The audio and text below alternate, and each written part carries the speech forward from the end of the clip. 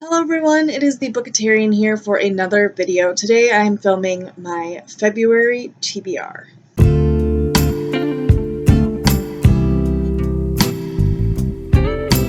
Anyways, I am not going to be doing Bookopoly anymore just because, I don't know, the way I made the board, it wasn't as fulfilling to me as I would have wanted it to, and like, I kept having the worst luck with the footage being deleted whenever I tried to edit it, and so I was just taking that as a sign when it happened for like the third time in a row. But I was like, I'm not really meant to do this as my TBR planner, basically, so I grappled with the idea of doing a TBR bag or jar. Most people do TBR jars. Well, not most, but there are quite a few people who do something similar to this. I'm not the first one by any means, I know that. But I have this bag and I really, really enjoyed it, and I used it to pick the reads for Tome Topple, the round 13 that I participated in last year. And I really enjoy doing that and not having so much control as it just being the pick of the draw that decides what I read. So I really like that idea, and it seems much more my style of doing things to just draw it out of a bag, basically. I'm also, for this year, I want to read more, so I will be upping the number of required TBR reads from 5 to 6 books a month. And also because I am a part of a family friend book club now, we do have a book that we're reading like every other month or so.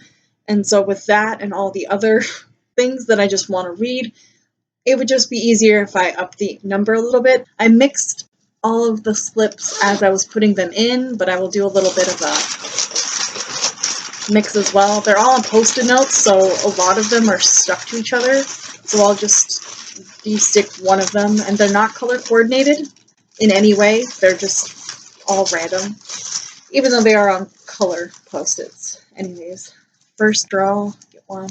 They're all stuck to each other. Not bad. Okay, what is this? Ooh. Read an ebook. Alright, and my handwriting is not great in all of these, especially some I messed up on and tried to cross it out and just write over it. So the first pick for February will be an ebook.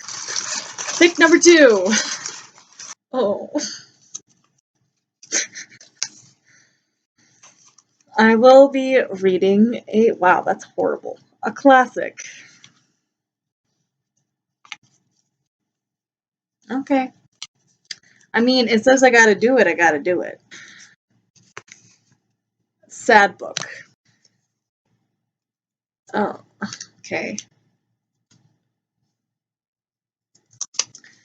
So over 500 pages long. Number 5. Yeah, number 5. Okay. So a book with the person on the cover. Wow. You can't really make it out at all. The quality on my computer camera is not great.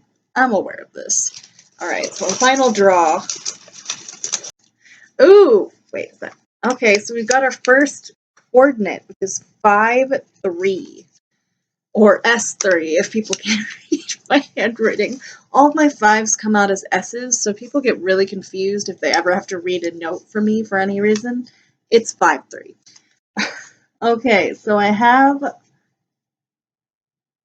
6 draws. Now I will go and pick the books that I will be reading for the month of February. I was hoping I could maybe fit a few readathon prompts, because I am participating in a monthly readathon that I can't remember the name of exactly, nor the YouTube creator who is hosting it, but I will leave the information down in the description box below.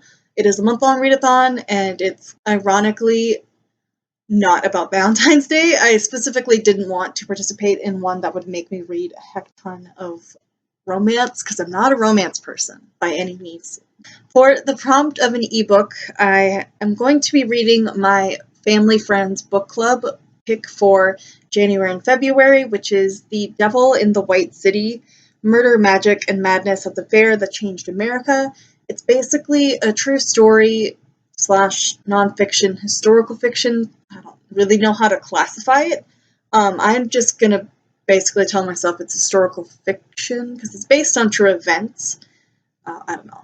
Or maybe it's nonfiction just with historical setting. Yeah. It's a nonfiction book with a historical setting based off of a murder that happened in the 1893 Chicago World's Fair. Oh, Anne Frank, The Diary of a Young Girl is what it's actually called. Yeah. I've read the play of this for 8th grade English required reading. A lot of people are required to read this book for English classes. That never happened. I never had to actually read the book. I've only ever read the play, and I've seen the play, but I really want to read the book for it too, so I'll be reading this.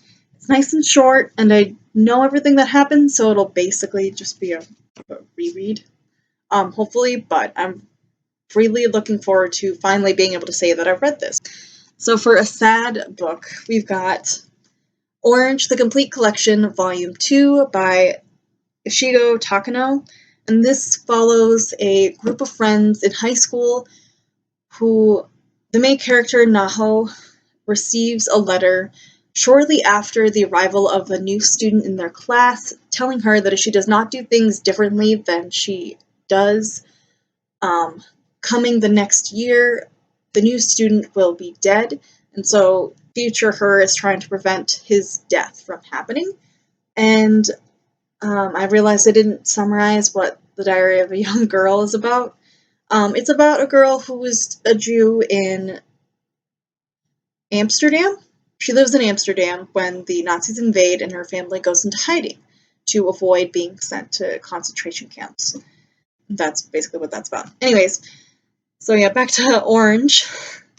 This is basically just what I said. Naho is trying to prevent the death of her new classmate as she grows closer, and it follows two timelines, the present timeline and the timeline 10 years into the future after this death happened. Alright, and so for the coordinates, 5-3 was Renegades by Marissa Meyer, another series that I'm just like kicking myself that I haven't started or picked up yet.